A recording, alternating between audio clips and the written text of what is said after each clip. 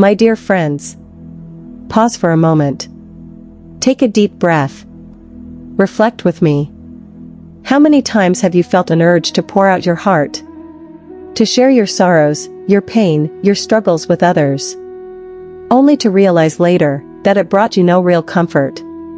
For some of you, that pain may come from family responsibilities. Perhaps as a mother, you feel unseen in your daily sacrifices. As a wife, you may feel misunderstood. As a daughter or sister, you may quietly carry worries for your loved ones. For others, the burden may come from work, from the pressure to succeed, from carrying silent responsibilities as a husband, as a father, as a provider, or from feeling alone, even when surrounded by people. Whatever your role, man or woman, this truth applies to all of us. The great master, Paramhansa Yogananda, once said, "Do not tell people about your troubles." Why? Because often, you will only burden their minds, and weaken your own spirit. This may sound unusual in today's world. We live in a time where social media encourages us to share every joy, and every sorrow. Yet Yogananda's wisdom is timeless. And if we truly understand it, it can change the way we handle suffering, the way we find strength, and the way we connect with the divine. Before we go deeper, if you are new here, welcome to our spiritual family at Inner Divine. Please take a gentle moment to subscribe to our channel. And if you feel inspired, leave a comment below sharing one thing you are grateful for today. Gratitude is the seed of joy. Now, let us begin this inner journey together. The burden of complaining. Yogananda taught that when we constantly talk about our problems, we magnify them. Every time we repeat our sorrows, we water the weeds of pain in our hearts. Instead of healing, the wound opens again and again. Think about it.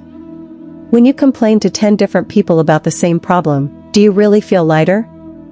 Or do you find yourself reliving the same hurt each time? True strength, Yogananda reminded us, does not come from collecting sympathy. It comes from an inner connection to God, the source of all comfort. Most people, even those who love us, are often absorbed in their own struggles.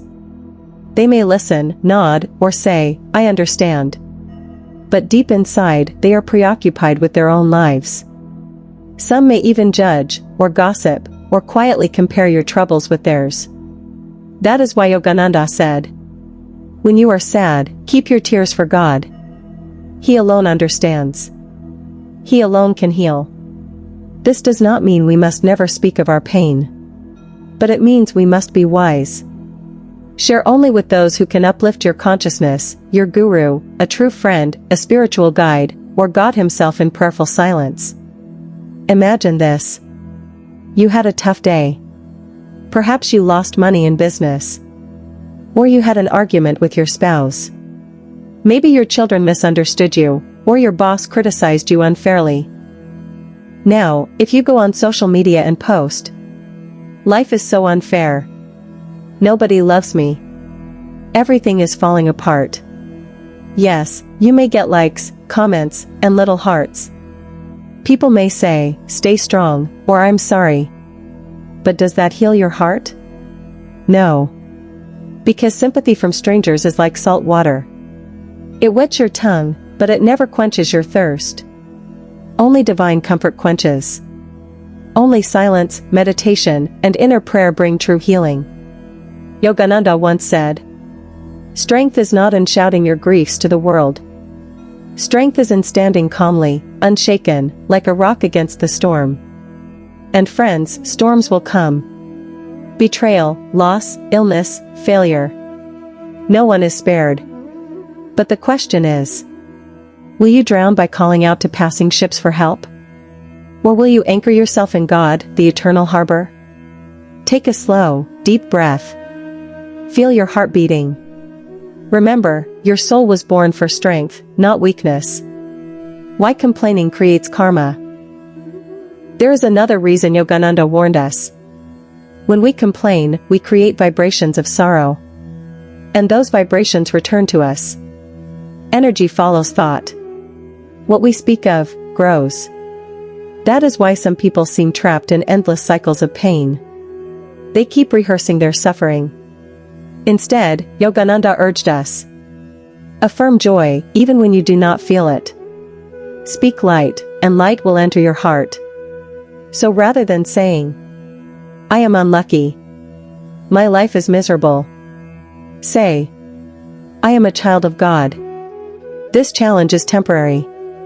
I will rise stronger. A story from Yogananda's life. Once, a disciple came to Yogananda, complaining endlessly about his troubles.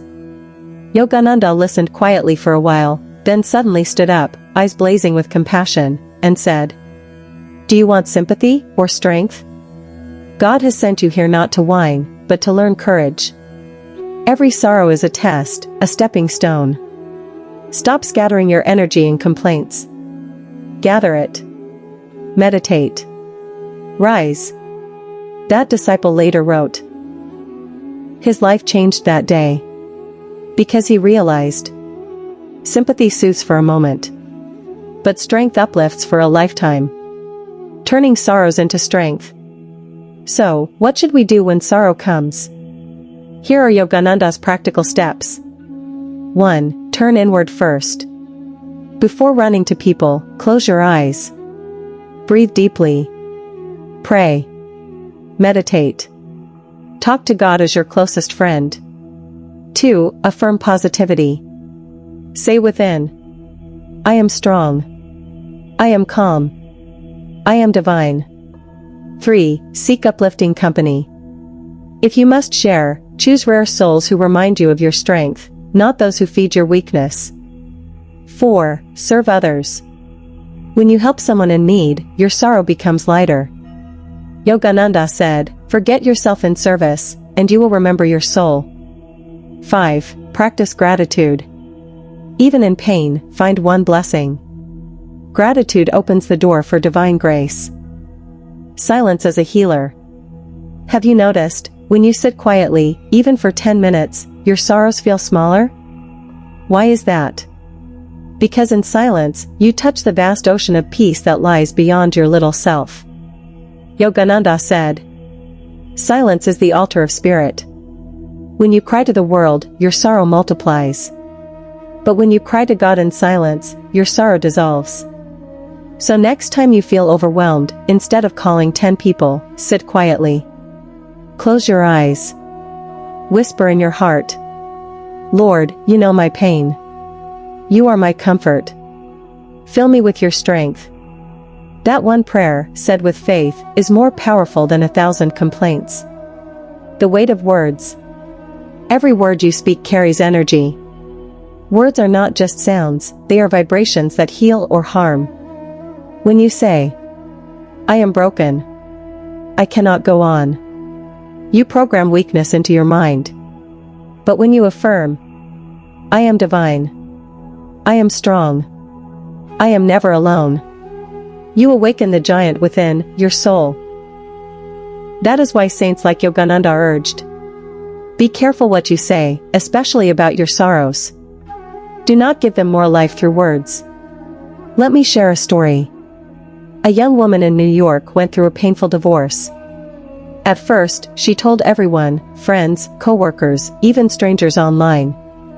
But the more she shared, the heavier she felt. One day, she read Yogananda's book Man's Eternal Quest. She saw the line, do not broadcast your weaknesses. Affirm your strength. Something shifted. She decided, no more complaining. Instead, she wrote her pain to God in a journal each night. Every morning, she meditated and affirmed, I am whole.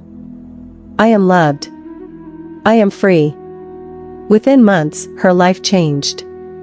She regained joy, found meaningful work, and said later, when I stopped telling the world my sorrows, God filled my heart with strength. Divine friendship. Yogananda never meant we should isolate ourselves. Human connection is sacred. But he taught us to choose wisely. True friendship is not built on exchanging complaints, but on uplifting each other.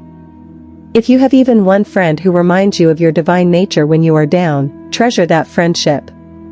Such souls are rare. But he taught us to choose wisely. True friendship is not built on exchanging complaints, but on uplifting each other.